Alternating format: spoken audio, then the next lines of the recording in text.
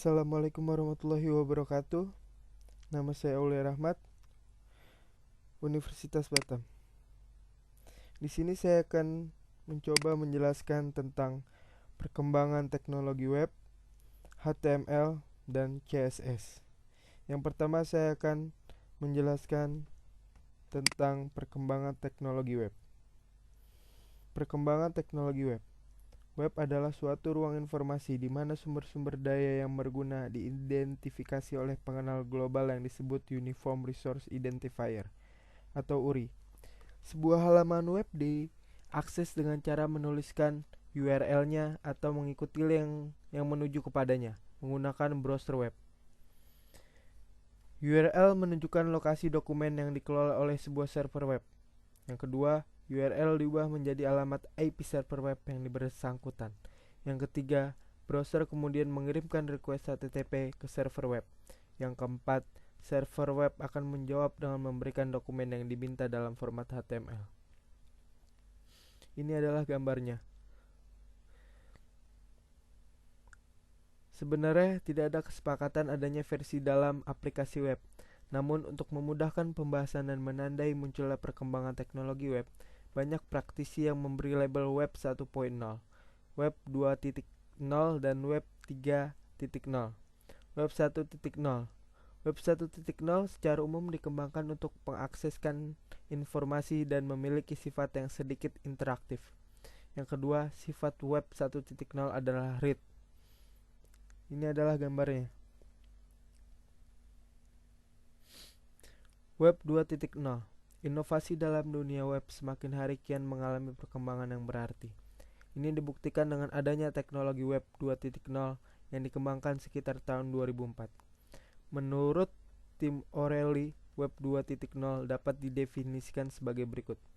Web 2.0 adalah revolusi bisnis di industri komputer yang disebabkan oleh penggunaan internet sebagai platform dan merupakan suatu percobaan untuk memahami berbagai aturan untuk mencapai keberhasilan dalam platform baru tersebut. Salah satu aturan terutama adalah membangun aplikasi yang mengeksploitasi efek jaringan untuk mendapatkan lebih banyak lagi pengguna aplikasi tersebut. Sifat dari Web 2.0 adalah read to write. Ini adalah gambarnya.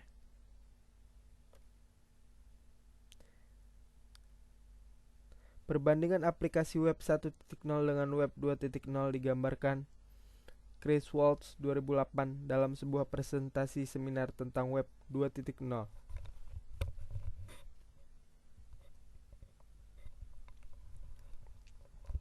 Dan media sosial seperti pada gambar 1. Ia menggambarkan hubungan yang searah, statis, dan saling berdiri sendiri antara pemilik atau penerbit situs dengan pembacanya dengan fokus adalah saya, sebagai pemilik situs dan situs itu sendiri. Dalam aplikasi Web 2.0, terdapat hubungan yang saling berjejaring antara pemilik maupun pembaca. Bahkan Anda sebagai pembaca adalah fokus. Chris Waltz, Web 1.0 versus Web 2.0. It's all about you. Presentasi pada Web Eksekutif Seminar, Social Sites for Social Goods, 26 Februari 2008. Teknik yang digunakan CSS atau Cascading Style Sheet untuk bahan isi dan presentasi serta mempercantik desain.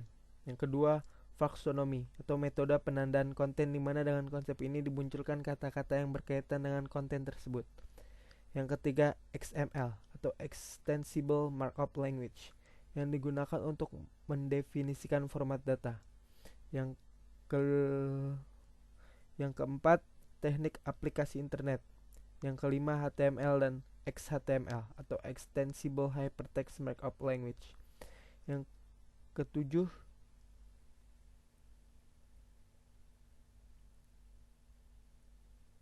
yang keenam, Weblog Publishing Tools.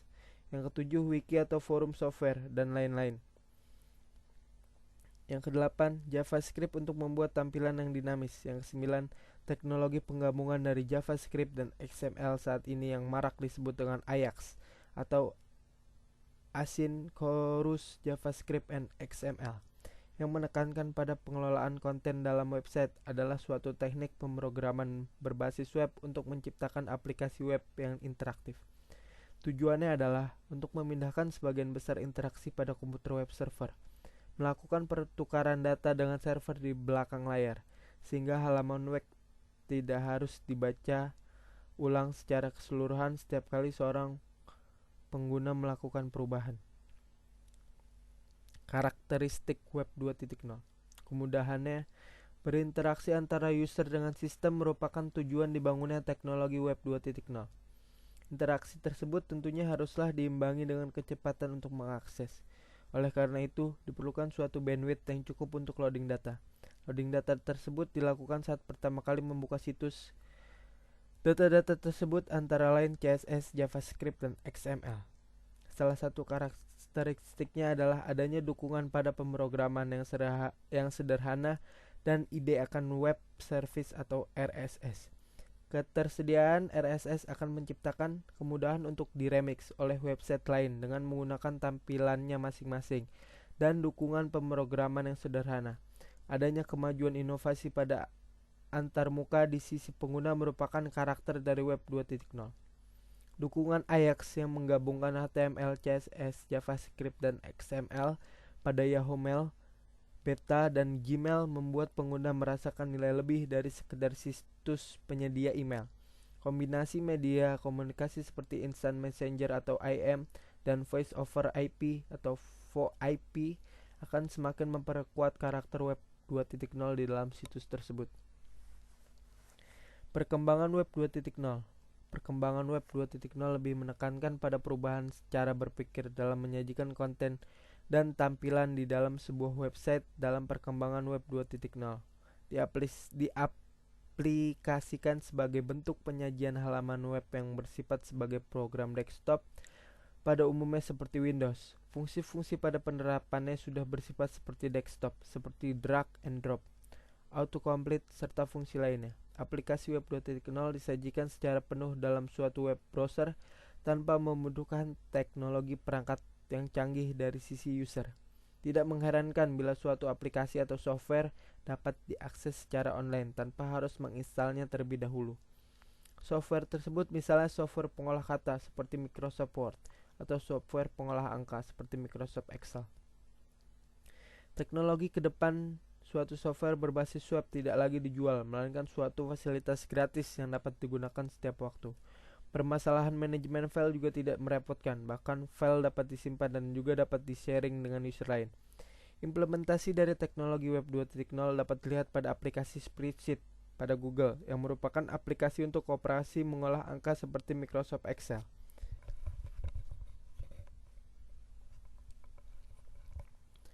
Aplikasi ini dapat dilihat pada http://spreadsheet.google.com/.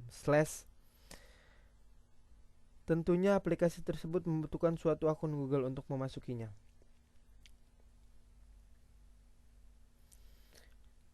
Ini adalah gambarnya. Suatu web 2.0 biasa digunakan sebagai akhir dari siklus peluncuran produk software. Mengilustrasikan setiap produsen software tidak lagi meluncurkan produknya dalam bentuk fisik, karena web menjadi platform. Pengguna cukup datang ke website untuk menjalankan aplikasi yang ingin mereka gunakan. Hasil dari pengembangan fitur di dalam software dapat langsung dirasakan oleh pengguna. Software tidak lagi dijual sebagai produk, namun berupa layanan atau service. Perbandingan di bawah ini dibuat dari berbagai sumber agar dapat menjelaskan perbedaan antara web 1.0 dengan web 2.0 dengan lebih sistematis. Perbandingan.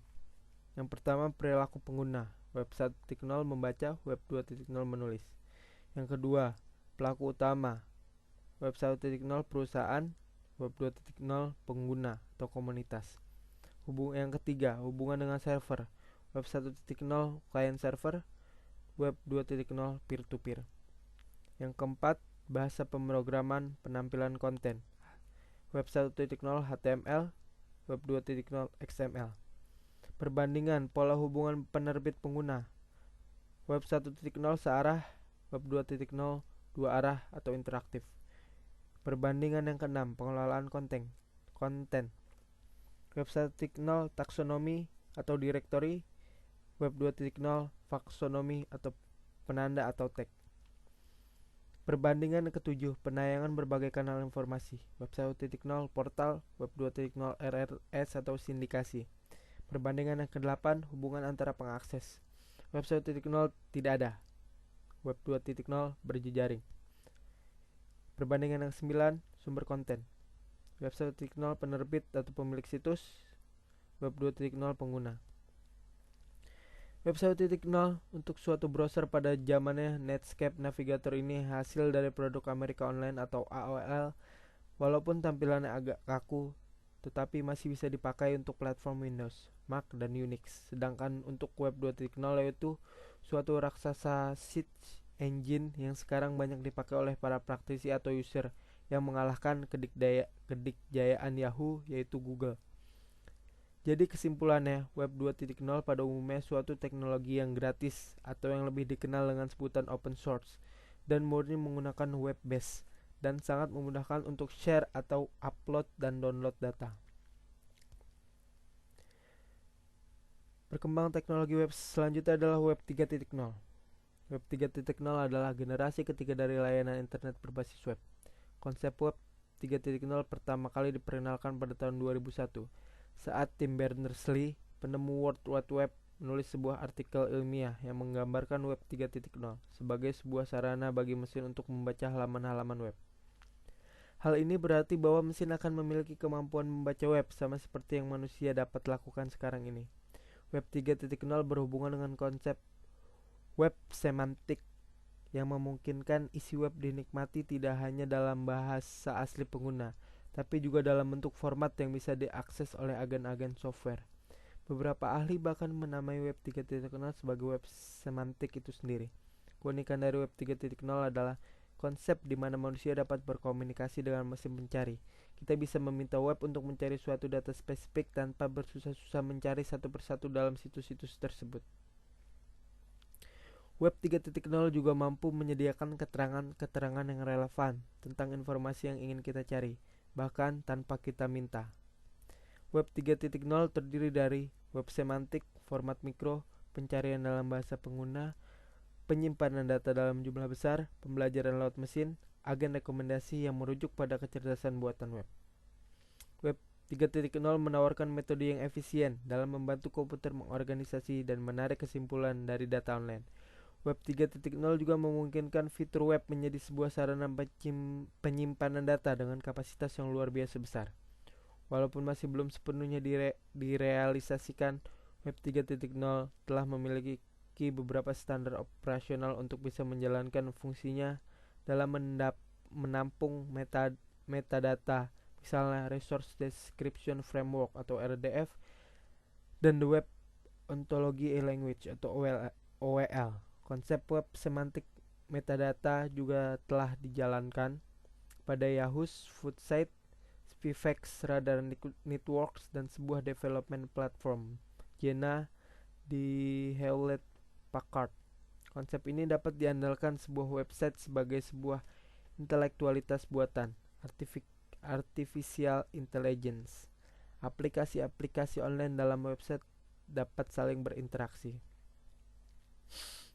Kemampuan ini dimulai dengan adanya web service, SOAP atau Simple Object Access Protocol.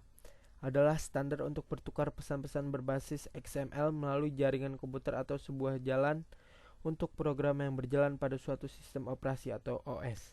Untuk berkomunikasi dengan program pada OS yang sama maupun berbeda dengan menggunakan HTTP dan XML sebagai mekanisme untuk pertukaran data.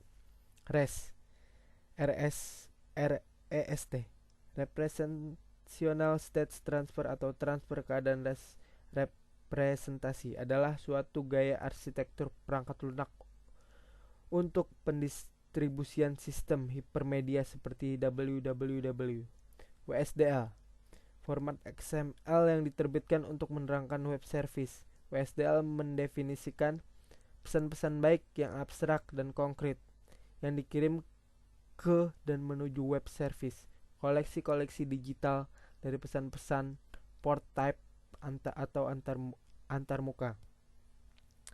Bagaimana port type yang ditentukan dijadikan where protokol di mana service ditempatkan. WDDX, Web Distributed Data Exchange. mekanisme pertukaran data dari lingkungan yang berbeda. Semantik web. Sebelum memasuki pembahasan mengenai web 3.0, kita akan mengenal terlebih dahulu apa yang disebut dengan semantik web. Karena sering disebut, bahkan web 3.0 akan mengarah pada konsep semantik web ini. Istilah semantik web sendiri telah lebih dulu dikenal dibandingkan istilah web 3.0.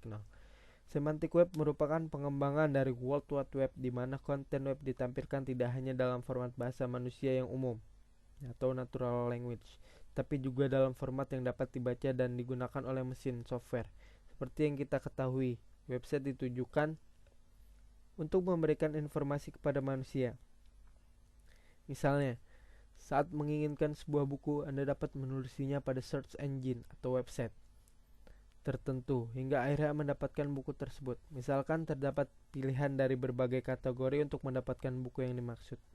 Mesin sendiri tidak dapat memutuskan dan melakukannya tanpa arahan dari manusia, karena informasi tersebut diperuntukkan agar dimengerti hanya oleh manusia dengan menggunakan natural language. Kondisi inilah yang ingin diubah oleh semantik web. Semantik web akan memiliki informasi yang dimengerti oleh mesin, yang memiliki kecerdasan buatan hingga mampu menemukan dan mengintegrasikan informasi dengan mudah. Dengan demikian, fungsi web menjadi wadah universal bagi pertukaran data, informasi, dan pengetahuan yang dapat menghasilkan kecerdasan buatan yang dapat mengerti keinginan Anda, di mana semantik web dapat diinstruksikan untuk mengambil informasi sesuai kriteria tertentu. Beberapa format dan spesifikasi yang dikenal oleh mesin dalam semantik web antara lain adalah RDF atau Resource Description Framework dan OWL atau Web Ontology Language. RDF. Di balik teknologi web 3.0, salah satu tulang punggungnya adalah format dan spesifikasi yang memungkinkan komunikasi dan interaksi pada level mesin. W3C atau World Wide Web Consortium mendefinisikan format metadata yang dikenal dengan RDF atau Resource Description Format. RDF terdiri dari 3 komposisi meliputi subjek, predikat, dan objek.